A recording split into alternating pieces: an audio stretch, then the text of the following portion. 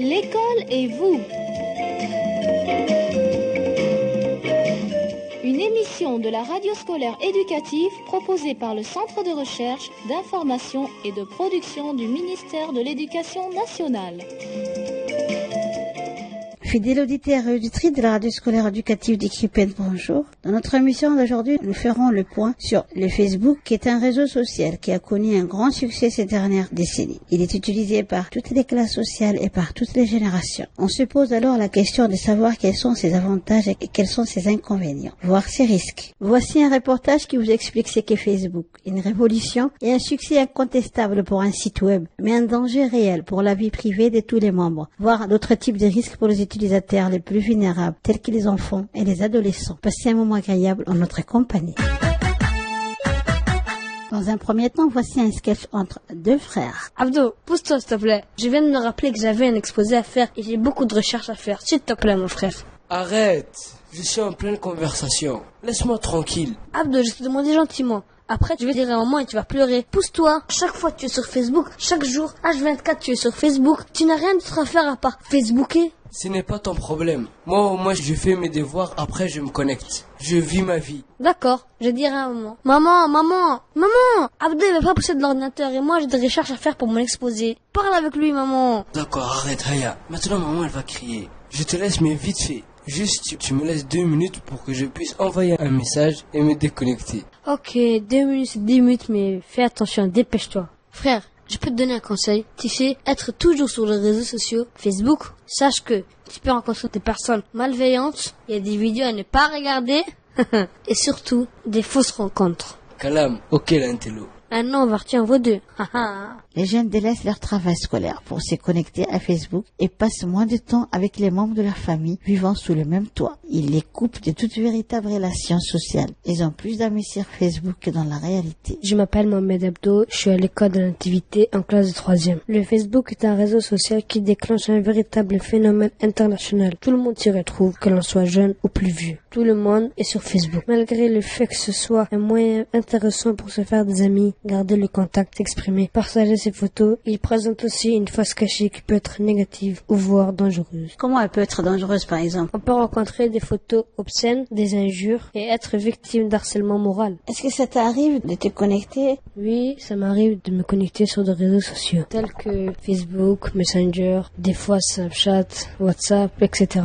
Tout ce que tu viens de citer, par exemple, est-ce que c'est la même chose? À peu près, ça revient à la même chose. Alors, Facebook, c'est pour voir les actualités, des nouvelles, pour s'informer sur le monde, aussi parce que l'on s'y affiche, on s'y montre, on dit au monde « Hello, j'existe, je m'exprime », voilà. Et on rencontre des amis, des camarades qui nous ont quittés et qu'on n'a pas vus depuis X temps. Et Messenger, c'est pour chatter. Chatter veut dire discuter avec nos amis. Et Snapchat, c'est pour prendre des photos et dire à un moment ce qu'on fait quand on mange, enfin on est fatigué, etc. Et WhatsApp, c'est la même chose sur Messenger. Par exemple, qu'est-ce que les jeunes publient souvent sur le Facebook? On publie le plus souvent des photos, des activités ou bien des challenges. Par exemple, j'ai envie d'avoir le même j'aime. Quand vous publiez des photos, des informations, vous ne pensez pas que vous n'avez plus de vie privée tellement que vous avez tout donné? Si, mais des fois on met juste une partie, mais on ne dit pas la partie personnalisée. C'est juste un truc que tout le monde connaît, quoi. Les photos, on n'a rien à cacher déjà. Est-ce que, par exemple, tu n'as pas rencontré quelqu'un qui a pu prendre une de tes photos ou ce que toi tu as fait, par exemple, et mettre en son nom? Personnellement, non. Mais plusieurs de mes amis se sont fait arnaquer comme ça. Plusieurs. Par exemple, ils prennent la photo, tout ce qui a rapport avec lui, ils créent un autre Facebook, et après les gens vont penser qu'il a oublié le mot de passe de son Facebook d'avant, alors ils vont l'envoyer des invitations. Ils vont accepter. C'est à ce moment-là que l'arnaque commence. Il peut savoir toute la vie de l'autre, juste en quelques minutes. À mon avis, je pense que Facebook, c'est une drogue numérique. Parce que on devient accro. On s'éloigne de nos parents, de nos frères, de nos cousins. On est côte à côte et on ne discute pas ensemble. Alors que s'il n'y avait pas Facebook, on allait parler, on allait faire beaucoup de choses que Facebook nous interdit maintenant. Est-ce que ça arrive que vos parents vous interdisent, par exemple, ou vous parlent avec vous du danger du Facebook? Oui, souvent ça arrive. C'est-à-dire qu'ils nous expliquent que c'est pas bon Facebook, surtout de ne pas rester trop longtemps connecté, de ne pas prendre comme ami n'importe qui, de ne pas regarder des vidéos malsaines. Par exemple, vous utilisez des abréviations, n'est-ce pas? Comme MDR. C'est pas un risque pour vous d'écriture même des mots? Si, c'est un risque, mais on ne pourra pas écrire sur le téléphone tout, quoi. quoi MDR qui veut dire mort de rire, OKLM qui veut dire au calme, etc. quoi. Pourquoi on n'écrit pas le mot complet? Parce que ça prend du temps et ça fatigue nos doigts. Parce que c'est les doigts qui écrivent avec le clavier, alors ça fatigue nos doigts. Pour ne pas écrire tout le mot, on écrit des abréviations. Et bien sûr, on se comprend très très bien entre nous. Un message à faire passer aux petits camarades qui t'écoutent. Je dirais que faut faire très attention avec Facebook, surtout de ne pas ajouter n'importe qui. Et regarder surtout en bas du nom. Juste en bas, c'est bien précisé que il y a tel ami en commun. S'il y a plus d'amis que toi tu as qui est ami avec lui, qui sont en commun avec vous, là tu peux accepter. Mais s'il y a 1, 2 ou 3 ou 4, là faut pas ajouter quoi. Parce que c'est un risque. On ne sait pas, peut-être que c'est 4 amis qu'on a ajouté bêtement, qui sont amis avec lui. Alors à ce moment-là, on n'est pas sûr. Alors on supprime l'invitation. Ou bien on n'ajoute pas. Merci Mohamed. De rien madame. Est-ce que tu as un Facebook? Oui, j'ai un Facebook. C'est pour communiquer avec mes amis. Tu as rencontré de nouveaux amis sur le Facebook? J'ai rencontré beaucoup des amis, ceux qui sont dans notre collège. Est-ce que des fois ça n'arrive pas que tu trouves des gens qui sont méchants sur le Facebook? Si, il y a beaucoup. Qu'est-ce que tu fais à ces moments-là? Moi aussi, je les insulte dans les Facebook. Et après, s'ils viennent te trouver, Ils vont rien faire, madame. est-ce que tu écris ton nom? Non, madame, j'écris aussi mon nom. Je m'appelle Zinedine et j'ai écrit Eni Denise. Si je vais inviter quelqu'un, comment tu fais? Je lui envoie une invitation.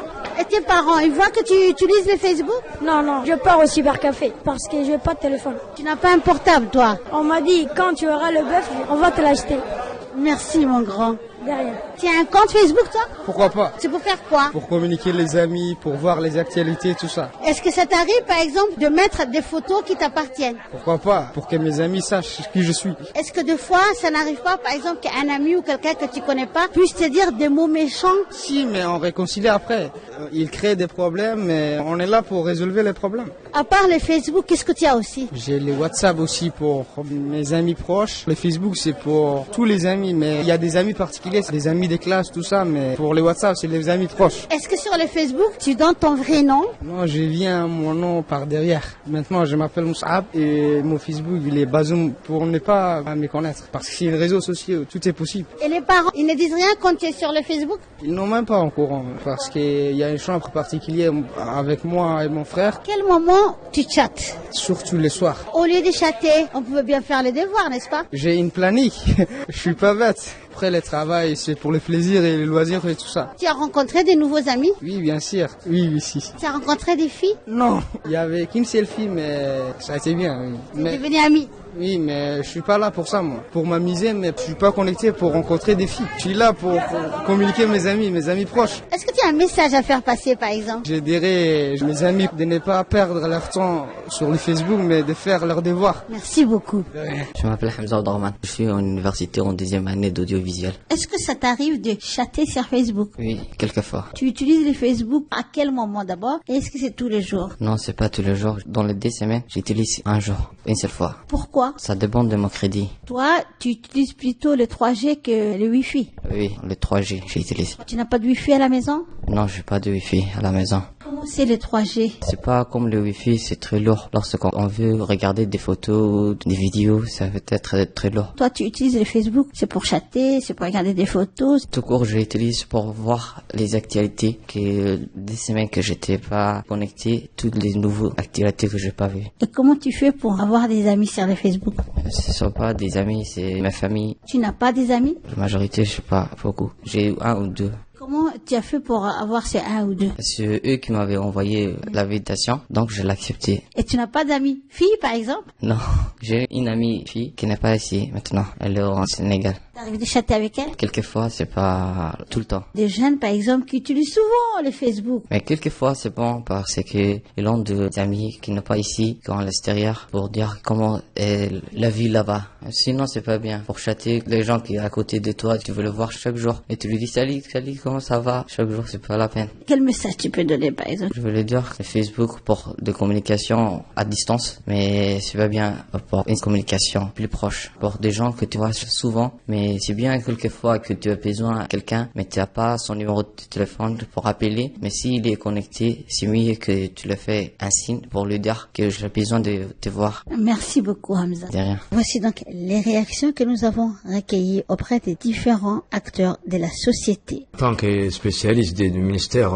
pour les réseaux sociaux, puisque je suis parmi les administrateurs du MEFOP Djibouti, l'utilisation des réseaux sociaux pour nos jeunes, en commençant par les avantages, c'est une ouverture sur le monde. Ils vont être être informés de l'actualité, de ce qui se passe dans le monde. Secondo, ils vont passer du bon temps avec les amis, discuter, bavarder, chatter. Et il y a aussi encore le côté communication, que ce soit au niveau national avec les amis, avec les autres élèves d'autres établissements, ou bien au niveau international. Ils vont s'ouvrir pour échanger avec l'extérieur. Ils peuvent se documenter sur des comptes spécialisés qui parlent de l'éducation, qui parlent de leurs cours. Il y a aussi l'accès aux MOOC. Ce sont des petites vidéos faites par des professeurs qui partagent dans les réseaux sociaux sur des thèmes donnés dans le matière où ils apprennent à l'école. Pour les inconvénients, il y a le risque d'abord de fatigue des yeux. À force de scruter l'écran, ils peuvent avoir mal aux yeux, qui va entraîner une insomnie. Il y a aussi la perte du temps, le fait de rester tout le temps sur Facebook. Dans tout ça, il y aura un risque de décrochage scolaire. Dans ce décrochage scolaire, c'est la dépendance qui va amener cet inconvénient. Enfin, il peut y avoir aussi des rencontres avec des personnes malveillantes qui se cachent derrière des faux comptes qui peuvent atteindre à la naïveté et l'innocence des enfants. Et ils peuvent devenir accros, dépendants aux réseaux sociaux, ce qui va incomber sur leur travail d'école. Depuis que les gens utilisent les Facebook, on dirait qu'il n'y a plus vraiment de relation. C'est la modernité. Au moment que chacun il est affalé derrière son écran, il n'est pas obligé de sortir, il n'est pas obligé d'aller sur la place ou dans les kiosques pour rejoindre ses amis directement depuis sa chambre. Il discute avec tout le monde. C'est pas une bonne chose parce que on perd là la fraternité ou la rencontre. C'est une sorte de sédentarité virtuelle. Il peut y avoir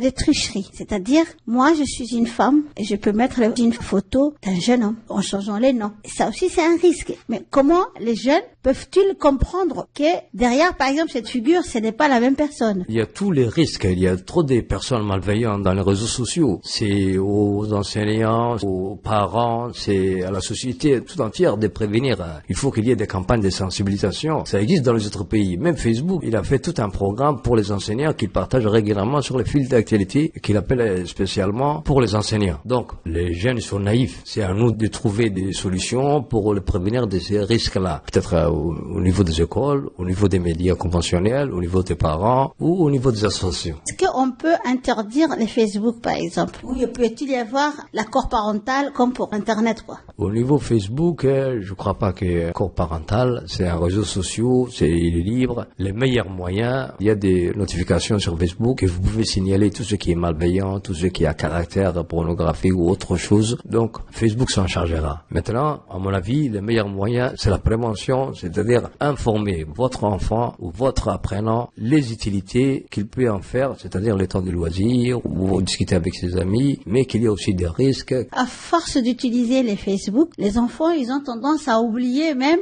comment écrire. C'est l'évolution de la langue. Ça, c'est un problème international. Chaque média a sa propre codification. Facebook ou les messageries sur téléphone ou les autres réseaux sociaux, ils ont leur propre code et les propres mots. Peut-être ça va toucher du côté orthographe, vocabulaire, et ils vont perdre beaucoup de mots, ils vont plus se soucier de l'orthographe lors des dissertations à l'école. Cependant, le risque est là, mais il faut dissocier. C'est aux enseignants de trouver des astuces pour canaliser ça en classe, dire, bon, il y a la langue pour les réseaux sociaux et les messages, et il y a la langue pour l'écriture habituelle. À quel moment de la journée, par exemple, les enfants, ils utilisent surtout ou ils chattent sur Facebook? Ben, ça dépend, hein. Ils sont tout le temps. D'ailleurs, on peut pas tout le temps accuser les enfants, hein. Tout le monde met un chat, du plus petit au plus grand, hein. Mais cependant, et ils ont plus de travail, ils ont des trucs à préparer, il y a la scolarisation. Donc, c'est aux parents de trouver des heures précis pour les réseaux sociaux. Après les devoirs, peut-être leur donner une heure pour chatter avant de dormir. Donc, il faut canaliser tout ça avec un programme précis à la maison, et il faut que l'éducation nationale, dans les écoles, dans l'éducation civique ou morale, ou bien dans d'autres matières, qu'ils prévoient des petites séances pour mieux gérer ces nouveaux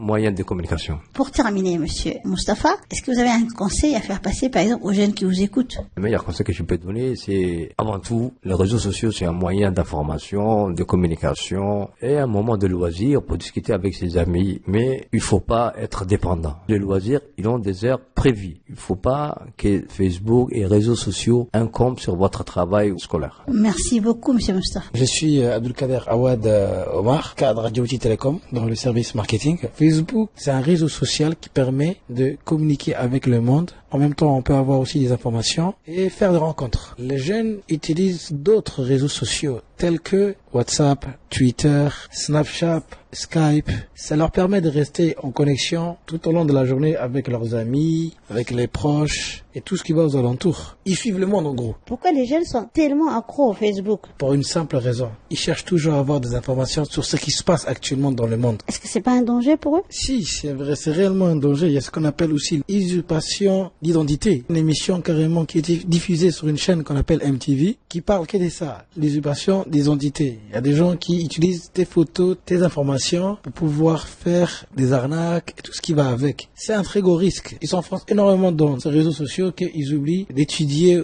ou d'apprendre autre chose. Leur niveau de français diminue, l'orthographe disparaît. Ils sont constamment 24h/24 connectés avec leur téléphone portable ou leur smartphone ou leur tablette. Certes, c'est un réseau social qui donne des informations, mais ce n'est pas un réseau intellectuel aussi, il faut dire. C'est un réseau de rencontres. Et c'est très dangereux pour l'étude aussi. Comment peut-on protéger les enfants du Facebook? Ça, c'est une très grande question. On ne peut pas protéger les enfants du Facebook. Parce qu'il suffit qu'ils se connectent. Même si on les interdit de se connecter à la maison, ils peuvent se connecter à partir d'un autre téléphone ou d'un cybercafé. Ils sont vraiment accros au Facebook. Donc, la seule solution, c'est d'expliquer à la personne concernée, à l'enfant, que Facebook, c'est juste un réseau social qui leur permet de rester connectés dans le monde, pas plus. Comment on peut ouvrir un compte Facebook? Pour ouvrir un compte Facebook, il suffit juste avoir un mail, que ce soit Google, Hotmail, Outlook, Yahoo. Vous allez directement sur la page Facebook. Il suffit juste d'insérer les informations qu'il demande et vous êtes automatiquement connecté. Chaque personne qui essaye d'ouvrir un compte peut mentir sur son âge. Donc Facebook ne peut pas faire la comparaison. Si aujourd'hui un enfant de 8 ans essaie d'ouvrir un compte Facebook et qu'il met une fausse date, il n'y a pas de reconnaissance faciale qui va dire voilà, tu as tel âge. Non, c'est pas possible d'ouvrir un compte. Il n'y a pas. Donc toute personne peut ouvrir un compte. C'est facilement. Il y a des options dans les comptes Facebook où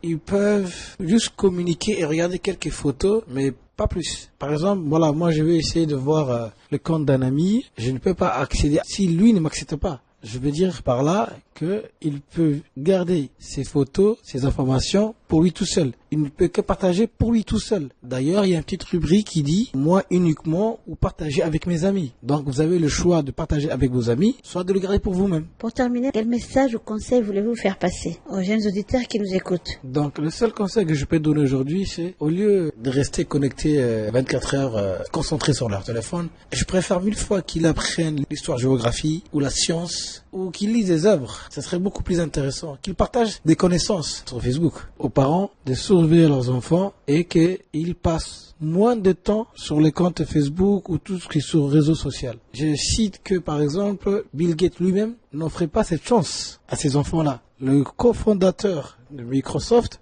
lui-même en question ne donnait pas accès à l'Internet à ses propres enfants. Parce qu'il savait les mots de l'Internet. Il savait pertinemment. Donc, je vous conseille, chers parents, de suivre vos enfants pour leur sécurité, en limitant la durée d'utilisation de Facebook. Merci beaucoup, Monsieur Abdou. Je vous en prie. Je m'appelle Ismaël Al-Ismaël. Je suis maître formateur à l'école annexe 2 de la République. Est-ce que vous pouvez expliquer qu'est-ce que c'est que le Facebook? Le Facebook est une application Internet que les jeunes utilisent pour se connecter et connaître les informations et aussi pour communiquer avec des personnes de la famille éloignée pour communiquer entre familles. À part le Facebook, les jeunes utilisent quoi par exemple? À part le Facebook, les jeunes utilisent aussi Messenger, WhatsApp et Twitter et aussi Yahoo. Pourquoi les jeunes sont tellement accros au Facebook? Actuellement, les jeunes sont tellement accros au Facebook qu'ils oublient la télé, les livres, la lecture. Il y a de plus en plus beaucoup de jeunes qui sont accros au Facebook parce que pour eux, c'est le seul moyen de connaître ce qui se passe dans le monde et de pouvoir récupérer des informations et échanger des informations. Quels sont les dangers du Facebook? Les dangers, c'est qu'il y a tout à leur portée. Ils peuvent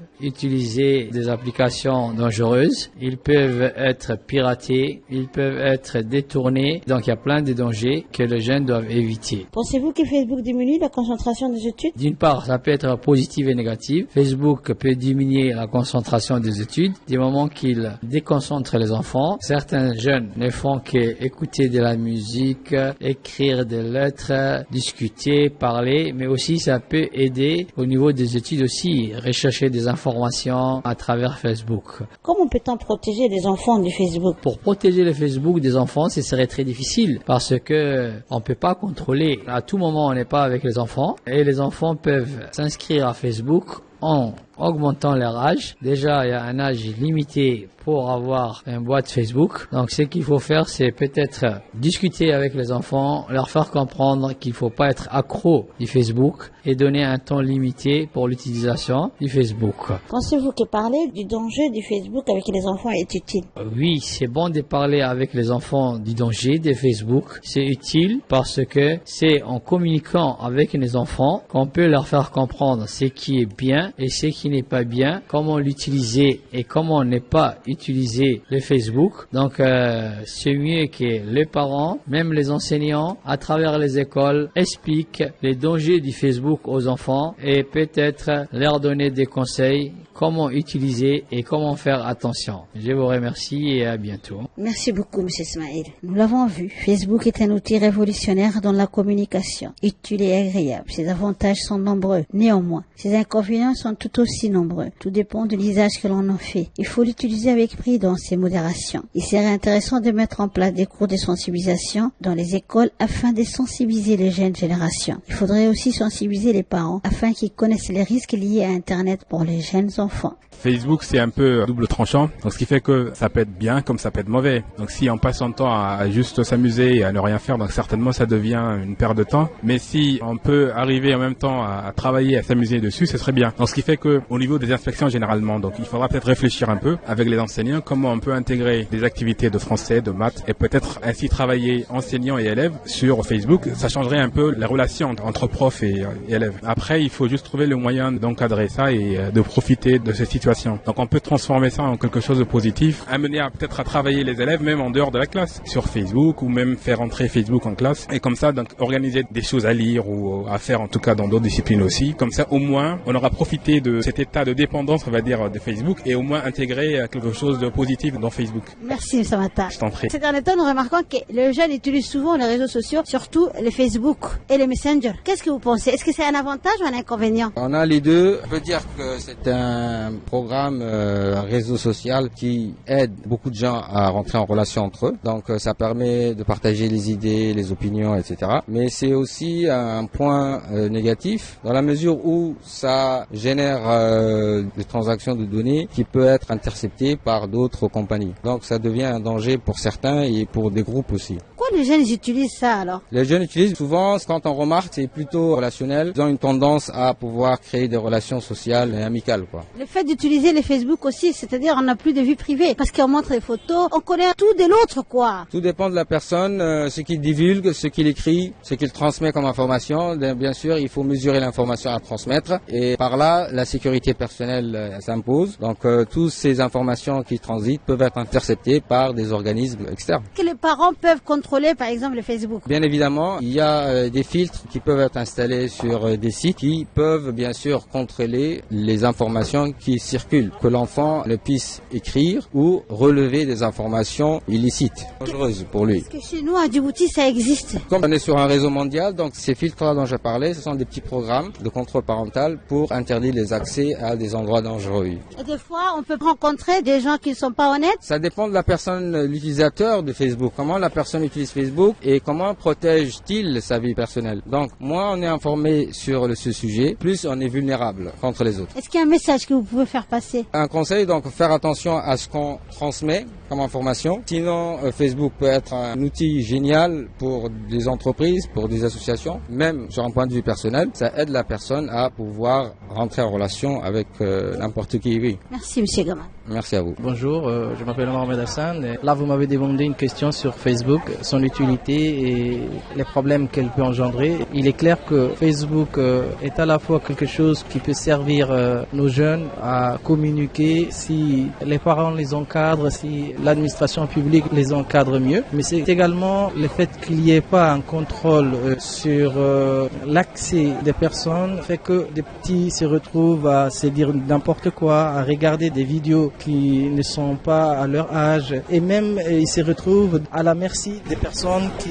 pourraient avoir des conséquences négatives sur leur avenir. Donc je pense que c'est un problème qu'on doit gérer, qu'on doit administrer avant de le libérer dans la République de Djibouti. À part le Facebook, est-ce qu'il y a autre réseau, ce que les jeunes ils utilisent? Bien sûr, il y a WhatsApp, il y a Viber, il y a Twitter, il y a tous les réseaux sociaux qui pourraient avoir toutes ces conséquences sur les enfants. Ils oublient même le fait d'écrire. Ça c'est sûr. On parle actuellement de langage de SMS et de Facebook. Par exemple, tu vas entendre LOL, MDR, et ce sont des expressions nouveaux. MDR veut dire mort de rire. Vous voyez? Oui, c'est un peu bizarre. Ça va pas perturber après leur français? Bien sûr, bien sûr. Il y a des professeurs qui retrouvent des copies qui ne sont plus du français et qui cherchent à déchiffrer ce que l'enfant voulait dire pour répondre à la question. Quel conseil pour terminer? Mon message devrait s'adresser aux parents qui donnent aux enfants des téléphones, de faire en sorte que l'accès à l'Internet et qui les met en contact avec le monde, qu'ils cherchent à contrôler ce qu'ils regardent, à qui ils parlent, et les moments qu'ils pourraient utiliser, parce que ça perturbe aussi leur révision, ça perturbe leurs apprentissages. Et je devrais conseiller l'administration publique à faire en sorte qu'il y ait un contrôle de l'accès aux réseaux sociaux, de manière à éviter la diffusion des informations des fois qui ne sont pas correctes, et même le fait de diffuser des vidéos et de textes qui ne devraient pas se retrouver dans le public. Merci. Merci beaucoup, monsieur. Les jeunes sont toujours sur les réseaux sociaux, ils sont connectés entre eux, ils savent ce qui se passe dans leur pays au niveau d'information. On ne regarde pas les journaux télévisés, on a toutes les informations qui passent à Djibouti ou bien aux alentours de Djibouti. Ça, c'est vraiment très intéressant. Ils transmettent aussi des photos, il y a des rencontres. Ça, c'est pas sur Facebook, mais sur Messenger. Donc, ce qui est fracassant Messenger, ça tue le vocabulaire des enfants. Par exemple, pour parler des photos, ils disent tof, et pour aussi écrire ça va, ils font CV, mais sinon c'est interconnexion, bon, c'est moins cher, et ils échangent les idées et ils sont pluralistes, ça veut dire pragmatiques. Les jeunes d'aujourd'hui sont